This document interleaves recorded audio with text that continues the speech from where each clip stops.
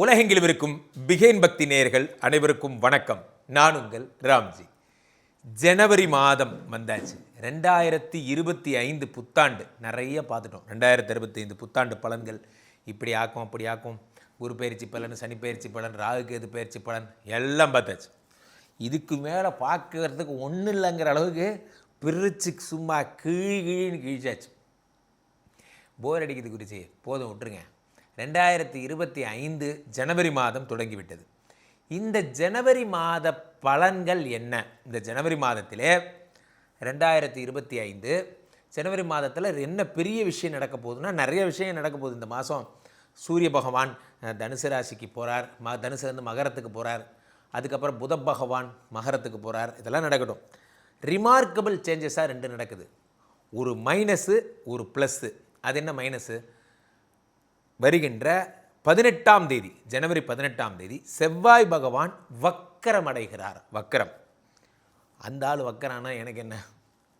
நல்லா புரிஞ்சுக்கணும். எந்த கிரகம் வக்கரமானாலும் அதனுடைய பலன்களை மாற்றி செய்யும். ஒரு விஷயம் நமக்கு ஒரு அனுகிரகம் கிடைக்குது, அது வக்கரம் ஆகிடுதுன்னா அந்த அனுகிரகம் கிடைக்காம போயிடும். ஸோ அது ரொம்ப நோட்டபுள் பாயிண்ட் அது. ஸோ அப்போது செவ்வாய் பகவான் கடகத்தில் இருப்பவர் வக்ரகதி அடைந்து மிதுனத்துக்கு செல்லுகிறார். எப்போ? 18ஆம் தேதி. அதே மாதிரி இந்த மாதம் 29ஆம் தேதி சுக்கிர பகவான் மீனத்திலே உச்சமடைகிறார். சுக்கிர பகவான் உச்சம் பெறுகிறார். சுக்கிர பகவான் உச்சமான என்ன ஆகும்? முத்தம் முத்தம் முத்தமா, ஒரே ரொமான்டிக்ஸ் எல்லாருக்கும், உலகத்துக்கே ரொமான்ஸ் தான் சார். சுக்கிர பகவான்லாம் உச்சமாயிட்டார்னா, கடலுக்கு காதல் வந்தால் கரை ஏறி வந்தால் போதும். சுக்கிரனுக்கெல்லாம் காதல் வந்ததுன்னா அப்படி காதல் வரும். ஸோ இந்த இரண்டு ப்ளஸ்ஸும், ஒரு ப்ளஸ்ஸு ஒரு மைனஸ்ஸு, இதை இரண்டும் சேர்ந்து ஜனவரி மாதத்தில் யார் யாருக்கெல்லாம் என்னென்ன நடக்க போகிறது வழக்கம் போல் நம்ம ஸ்டைலில். சார் நம்ம ராசி பலனுக்குன்னே ஒரு ரிமார்க்கபிள் கிளைண்ட்ஸ் இருக்காங்க, நமக்குன்னு சில ஆடியன்ஸ் இருக்காங்க.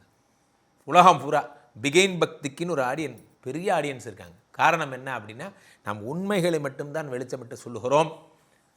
அதை வலிக்காத மாதிரி, ஒரு ஆப்ரேஷனே பண்ணாலும் வலிக்காத மாதிரி அழகாக புரிகிற மாதிரி சொல்கிறோம். அதனால தான் பிகைன் பக்திக்கு உலகம் ஃபுல்லாக இத்தனை நேயர்கள் ஏன் வந்திருக்காங்க அப்படின்னா, பக்திக்கு பிஹைண்டுனா என்ன? இதற்கு பின்னாடி, பக்திக்கு பின்னாடி என்ன இருக்குது? நம்மளுடைய எஃபர்ட்ஸ் இருக்குது, நம்மளுடைய முயற்சிகள் இருக்குது. அதை பற்றி பேசுவது தான் இந்த பதிவின் நோக்கம். ஆக இதில் நாம் இரண்டு விஷயங்கள் பார்க்க போகிறோம். ஒன்று, மீண்டும் சொல்லுகிறேன், ஜனவரி மாதம் 18ஆம் தேதி நடக்கவிருக்கின்ற செவ்வாய் வக்கிரம் மிதுனத்திலிருந்து, மிதுன ராசியில் நடக்க போகிற கடகத்திலிருந்து மிதுனம். அதே மாதிரி ஜனவரி மாதம் 29ஆம் தேதி நடக்கக்கூடிய கும்பத்திலிருந்து மீனத்திற்கு செல்ல வேண்டிய சுக்கிர பகவானுடைய உச்சம். இது ரெண்டும் என்ன செய்ய போகுதுங்கிறத பார்த்துடலாம். மீனராசிக்காரர்களுக்கெல்லாம் செவ்வாய் வக்கரமானால் என்ன ஆகும்? சும்மாவே நமக்கெல்லாம் என்னென்னமோ ஆகும். இதில் மீனராசிக்காரர்களுக்கு செவ்வாய் வேறு வக்கரமாயிட்டா என்ன ஆகும்? செவ்வாய் உங்களுக்கு மிக முக்கியமான பொறுப்பை உடையவராக இருக்கிறார். யாருன்னா 2 கூடிய தனாதிபதி வக்கரமாகிறார். சார் உலகத்திலேயே பெரிய கஷ்டம் எதுனா, உலகத்திலே பெரிய கஷ்டம் எது? கொடிது வறுமை கொடிது, அதனினும் கொடிது இளமையில் வறுமை. உலகத்தில் பணம் இருந்தால் நீங்கள் எதை வேணால் ஃபேஸ் பண்ணலாம். உங்கள் அப்பாவுக்கு உடம்பு சரியில்லை, ஹிருதய வலி, டாக்டர்கிட்ட போய் பார்க்குறீங்க. டாக்டர் என்ன சொல்கிறார்? ஆன்ஜியோ பண்ணால் சரியாடுங்கிறார். ஆன்ஜியோ பண்ணால் 2 லட்சம் ஆகும். 2 லட்சம் இருந்தால் அப்பாவை காப்பாற்றலாம், எல்லா பிரச்சனையும் சரியாகும். 2 லட்சம் இல்லைன்னா மாத்திரை சாப்பிட்டு கொஞ்ச நாள் ஓட்டலாம், காசை புரட்டினதுக்கப்புறம் பண்ணலாம். ஸோ இந்த அவல நிலை ஏன் வந்தது? பணம் இல்லை. நல்லா புரிஞ்சுக்கணும். பணம் இருந்தால் வரக்கூடிய இந்த திருமகள் இருக்கிறாளே, இந்த திருமகளால் வரக்கூடிய நன்மைகள் என்ன உலகத்தில்? அதனால தான் இப்படி ரெண்டுமே டினோட் பண்ணி வச்சிருக்கு. உலகத்தில் அறிவுக்கு எவ்வளவு முக்கியம் உண்டோ அதே அளவுக்கு பணத்திற்கும் முக்கியத்துவம் உண்டு. பணம் இல்லைன்னா ஒன்றும் பண்ண முடியாது.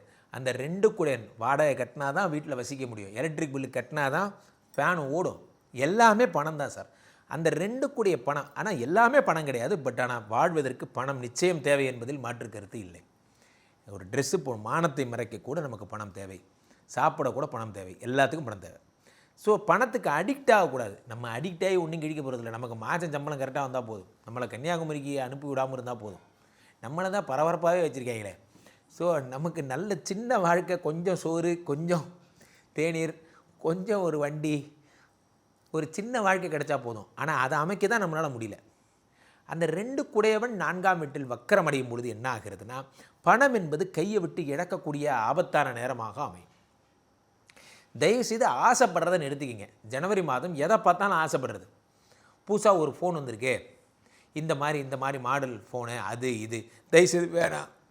நிறைய பேர் பெருமைக்கு வாங்கிட்டு உட்காந்துருக்கலாம் இருக்கான். இந்த ஃபோன் பார்த்தீங்கன்னா அப்படி ஃபோல்டு பண்ணிக்கலாம். ஆமாம், ஃபோல்டு பண்ணிக்கலாம். ஃபோல்டு பண்ணி என்ன பண்ண போகிறீங்க, அது ஃபோல்டு பண்ணி அப்படி வச்சுக்கலாம், அவ்வளோதான்.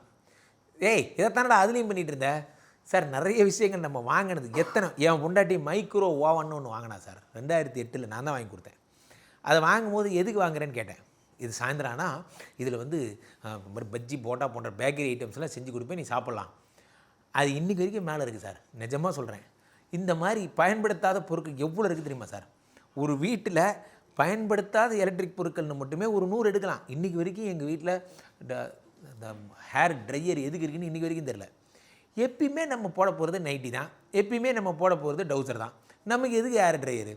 எங்கன்னா நம்ம ஒரு விழா வந்தால் நம்ம எவன் விழா கூப்பிட போகிறான்? எவனுக்காவது கல்யாணம் ஆனால் நம்ம பேட்ச் எல்லோரும் கல்யாணம் ஆயிடுச்சு, இதுக்கு மேலே எவனுக்கு ஆக போகுது? அப்போ நான் ஹேர் ட்ரையரை எப்போ தான் யூஸ் பண்ணுறது?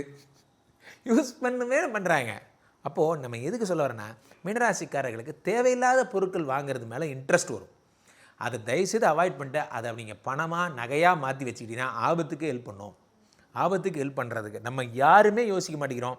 பேங்க் பேலன்ஸ் எவ்வளோன்னு கேட்டால் அது எங்கே இருக்குது அப்படிங்கிறது. ஸோ பேங்க் பேலன்ஸ்னு ஒன்று இருந்தால் தான் தைரியம்னு ஒன்று வரும். கையில் ஒரு பணம்னு இருந்தால் தான் தெரியும். அப்போ இந்த மீனராசிக்காரர்களுக்கு இந்த ஜனவரி மாதம் பண விஷயத்தில் ரொம்ப டைட்டாக போகிறீங்க. 2 குடையவன் உங்களுக்கு வந்து என்ன ஆகிறான், உங்களுக்கு வக்கரம் அடைகிறான். இதுதான் ஒரு கொடுமைன்னு கோயிலுக்கு போனால் அங்கே ஒரு கொடுமை ஜிங்குன்னு அடித்தான். அந்த மாதிரி தான் 3 8 குடைய சுக்கிரன் உச்சமடைகிறார். 8 குடையன் உச்சமடைந்து உடம்புல உட்காரான். 29ஆம் தேதிக்கு அப்புறம் பணம் அப்படி நீங்கள் பேப்பரில் எழுதி பார்த்தா உண்டு, அந்த மாதிரி ஆயிரும். ஸோ அப்போது நீங்கள் பரம ஜாக்கிரதையுடன் இருக்க வேண்டும். எப்படி குளிர்காலத்திற்கு எறும்புகள் உணவுப் பொருட்களை சேமித்து வைக்கின்றனவோ அதே போல் பணத்தை பத்திரமாக வச்சுக்கணும். உடம்பில் சுக்கிரன் உச்சமடையும் போது தரித்திரம்னு சொல்லுவாங்க, அது போன்ற விஷயங்கள் ஏற்படும். நம்ம வந்து நான் எல்லாருக்கும் போனப்போ ஒரு லக்கி ப்ரைஸாக இந்த மாதிரி கிடச்சிது, நான் போய் வாங்கினப்போ எனக்கு மட்டும் கிடைக்கல, அதிர்ஷ்ட குறைவு. பணம் முதலீடு நான் பார்க்குறப்ப நான் வந்து எல்லாருக்கும் கோல்டு அசெண்டிங்கில் போச்சு, 5500 ரூபாய்க்கு நான் வந்து பண்ணேன். நான் போய் பண்ணும்போது பார்த்தீங்கன்னா டிசெண்டிங்கில் ஆயிடுச்சு, விலை திடீர்னு குறைஞ்சிருச்சு, 5000 ரூபா ஆயிடுச்சு. நான் அடகு வைக்கலான்னு போனப்போ தான் இப்படி நடக்கணுமா அப்படிங்கிற மாதிரி உங்களுக்கு மட்டுமே அந்த அதிர்ஷ்டமும் சேர்ந்து உங்களுக்கு சதி பண்ணும். ஸோ அப்போ நீங்கள் என்ன பண்ணணும், இந்த ஒரு மாதம் ரொம்ப ஜாக்கிரதையாக பணத்தை ₹1 வந்தால் ₹1 எடுத்து வைங்க, தேவையில்லாத செலவு பண்ணாதீங்க. மீனராசிக்காரர்களாக என்னோட கைண்ட் அட்வைஸ் அதுதான். அப்போ தொண்டை, பேச்சு, கண் போன்ற பிரச்சனைகள் ரொம்ப ஜாக்கிரதையாக இருங்க. உங்களுக்கு அதிலெல்லாம் அவங்களுக்கு ஆபத்துகள் வரக்கூடிய ஒரு நேரமாக இருக்கும். ஸோ மீனராசிக்காரர்கள் தொடர்ந்து உங்களுடைய பண விஷயத்திலும் பொருளாதார விஷயத்திலும் குடும்ப விஷயத்திலும் வாக்கு சம்மந்தப்பட்ட விஷயங்கள் வாக்கு கொடுக்காதீங்க. நான் இதை பண்ணுறேன், நான் இதை பார்த்துக்கிறேன் எதுவும் சொல்லாதீங்க. அண்ணன் இதை பண்ணலாமா, முடிஞ்சால் ட்ரை பண்ணுறேன்னு சொல்லுங்கள், பண்ணித்தரேன்னு சொல்லாதீங்க. பண்ணித்தரேன்னு சொல்லிட்டு பண்ணலன்னா பேர் கெட்டு போயிடும். ஆக இதெல்லாம் தான் ரொம்ப டைட்டான ஒரு மாதமாக இந்த மாதம் இருக்கும். தொடர்ந்து பலன்கள் தெரிந்து கொள்ள கீழே போயிட்டு இருக்க இந்த 2 நம்பரை கூப்பிடுங்க. சொந்த ஜாதகத்தை நீங்கள் பார்த்து கொள்ளுங்கள். உலக புகழ் வாய்ந்த நமது ஸ்ரீமடத்திலே, ஸ்ரீமடம் அப்படிங்கிறது பிராண்ட், உலகம் ஃபுல்லாக அந்த ஸ்ரீமடம் அப்படிங்கிறது. தமிழ்நாடு கேரளா போக வேண்டாம், தமிழ்நாட்டிலே விஷ்ணுமாயா சாத்தனுக்கு இங்கே மட்டும்தான் கோயில் இருக்குது. இங்கே தினசரி நடக்கின்ற யாகங்களில் கலந்து கொண்டு, குழந்தை இல்லை, வேலை இல்லை, என்ன பிரச்சனைனாலும் இங்கே இருக்கிற யாகங்களில் கலந்து கொண்டு அதற்குரிய பரிகாரங்களை செய்து கொள்ளலாம். மீண்டும் ஒரு நல்ல பதிவில் சந்திப்போம். நன்றி, வணக்கம்.